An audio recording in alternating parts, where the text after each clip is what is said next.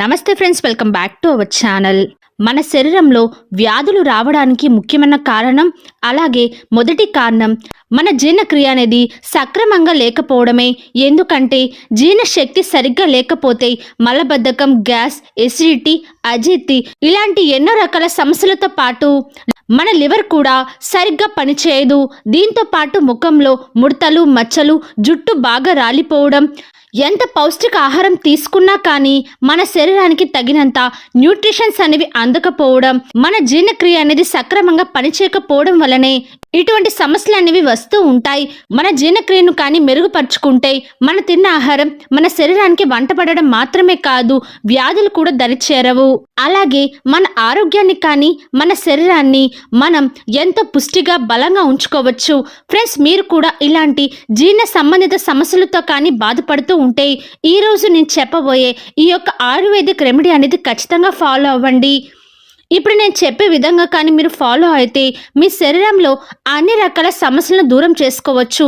ముఖ్యంగా మీ మలబద్ధకం, అజీర్తి, గ్యాస్, ఎసిడిటీ ఇటువంటి పొట్టకు సంబంధించిన ఎన్నో రకాల సమస్యలన్నిటినీ కూడా తొలగించుకోవచ్చు. మరి ఫ్రెండ్స్, లేట్ చేయకుండా ఆ రెమెడీని ఎలా ప్రిపేర్ చేసుకోవాలో తెలుసుకుందామా? ఆ రెమెడీని తెలుసుకునే ముందుగా ఈ వీడియో పూర్తిగా చూసిన తర్వాత ఈ వీడియో కానీ మీకు నచ్చినట్లయితే తప్పకుండా లైక్ చేయండి, అలాగే మా ఛానల్ని సబ్స్క్రైబ్ చేసుకోండి.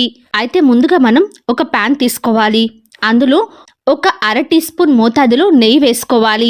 ఫ్రెండ్స్, చాలామంది ఏమనుకుంటారు అంటే నెయ్యి తింటే లావు అవుతారు అనుకుంటారు, కానీ అది ఎంత మాత్రం నిజం కాదు. ప్రతిరోజు నెయ్యి తినడం ద్వారా మన శరీరానికి మీరు ఎంతో మేలును చేకూర్చిన వాళ్ళు అవుతారు. ఎందుకంటే ఈ నెయ్యిలో ఎన్నో రకాల పౌష్టిక ఖనిజాలు ఉన్నాయి. ఇవి మీ ఆరోగ్యానికి మేలు చేకూరుస్తాయి. మీరు ప్రతిరోజు నెయ్యి తీసుకోవడం ద్వారా ఎటువంటి సమస్య ఏమీ రాదు.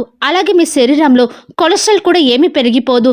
నిజం చెప్పాలి అంటే ప్రతిరోజు కానీ మీరు పరగడుపున 1 టేబుల్ స్పూన్ మోతాదులో నెయ్యి కానీ తీసుకుంటూ ఉంటే మీ శరీరంలో కొలెస్ట్రాల్ లెవెల్స్ అనేవి తగ్గిపోతాయి. ఇప్పుడు మీరు నెయ్యి వేసుకున్నారు కదా, ఇప్పుడు మీరు ఇందులో 2-3 యాలకులు కూడా వేసుకోవాలి. ఇలా మీరు ఈ యాలకులు ఈ బౌల్లోకి యాడ్ చేసుకోవాలి. ముఖ్యంగా జీర్ణశక్తి తక్కువగా ఉండే వారిలో ఆహారం సరిగ్గా జీర్ణం కాక అది కొవ్వుగా మారి ఊబకాయం కూడా వస్తుంది. కాబట్టి జీర్ణశక్తి పెంచి ఆహారం అలా కొవ్వుగా మారకుండా చేసే వాటిలో యాలకులు కూడా ప్రధాన స్థానంలో ఉంటాయి. ఎందుకంటే యాలకుల్లో ఉండే ఔషధ గుణాలు మన శరీరంలోని మెటబాలిజంను పెంచుతుంది. దీంతో క్యాలరీలు వేగంగా ఖర్చు అవుతాయి, మన జీర్ణశక్తి మెరుగుపడుతుంది. అలాగే ఇప్పుడు మనం తీసుకోవాల్సిన రెండో పదార్థం మిరియాలు. ఈ మిరియాలలో ఎన్నో రకాల ఔషధ గుణాలు ఉన్నాయి. ముఖ్యంగా ఇది అజీర్తి సమస్యలకు చక్కటి ఔషధంలాగా పనిచేస్తుంది. ఎందుకంటే మనం తిన్న ఆహారం జీర్ణమయ్యేందుకు హైడ్రోక్లోరిక్ యాసిడ్ అనేది చాలా అవసరం. అయితే అలాంటి అత్యవసరమైన హైడ్రోక్లోరిక్ యాసిడ్ ఉత్పత్తి చేయడానికి ఈ మిరియాలు అనేవి చక్కగా హెల్ప్ చేస్తాయి. దీంతో మన జీర్ణాశయంలో ఎక్కువసేపు ఆహారం నిల్వ ఉండకుండా చేస్తాయి. మీరు ఈ మిరియాలను ఒక 1/2 టీ స్పూన్ మోతాదులో వేసుకోవాలి. అయితే ఇప్పుడు మనం తీసుకోవాల్సిన మరొక పదార్థం జీలకర్ర. మీరు ఇప్పుడు ఈ జీలకర్రను ఒక 1/2 టీ స్పూన్ మోతాదులో తీసుకోవాలి. ఫ్రెండ్స్, మనందరికీ తెలిసిందే కదా, జీలకర్రలో ఫైబర్ అనేది ఎక్కువగా ఉంటుంది. ఇది మన జీర్ణక్రియను మెరుగుపరచడానికి బాగా హెల్ప్ అవుతుంది. ఇది మన కాలేయానికి బాగా హెల్ప్ అవుతుంది. మన జీర్ణక్రియ పనితీరును మెరుగుపరుస్తుంది. దీంతో గ్యాస్, ఎసిడిటీ, మలబద్ధకం ఇలాంటి ఎన్నో రకాల సమస్యలు మాత్రమే కాదు, అధిక బరువు, షుగర్ని కూడా కంట్రోల్లో ఉంచుతుంది. ఇప్పుడు మనం చివరిగా తీసుకోవాల్సింది సోంపు. చాలా మందిని చూసే ఉంటారు, సోంపు అనేది తింటూ ఉంటారు. మనకి హోటల్స్లో కూడా బిర్యానీ తిన్న తర్వాత ఈ సోంపు అనేది ఖచ్చితంగా ఇస్తూ ఉంటారు. ఎందుకంటే ఈ సోంపు అనేది మన జీర్ణక్రియను మెరుగుపరచడానికి బాగా హెల్ప్ అవుతుంది. ముఖ్యంగా ఈ సోంపు గింజలు బ్లోటింగ్, అజీర్తి, మలబద్ధకం ఇటువంటి సమస్యలను దూరం చేయడానికి బాగా హెల్ప్ అవుతుంది. అయితే ఇప్పుడు మీరు ఏం చేయాలి అంటే ఈ బౌల్ని మీరు స్టవ్ ఆన్ చేసుకొని లో ఫ్లేమ్లోనే వీటన్నిటిని కూడా 1 నిమిషం పాటు ఫ్రై చేసుకోవాలి. స్టవ్ అనేది హైలో పెట్టకండి, సిమ్లోనే పెట్టుకోవాలి. మీరు వీటిని మాడకుండా జస్ట్ కొంచెం సేపు ఫ్రై చేసుకోవాలి. ఇలా ఫ్రై చేసుకున్న తర్వాత మీరు వీటన్నిటిని కూడా మిక్సీ జార్లోకి తీసుకొని మెత్తని పౌడర్ లాగా చేసుకోవాలి. చూస్తున్నారు కదా, ఈ విధంగా మీరు ఫైన్ పౌడర్ లాగా చేసుకోవాలి.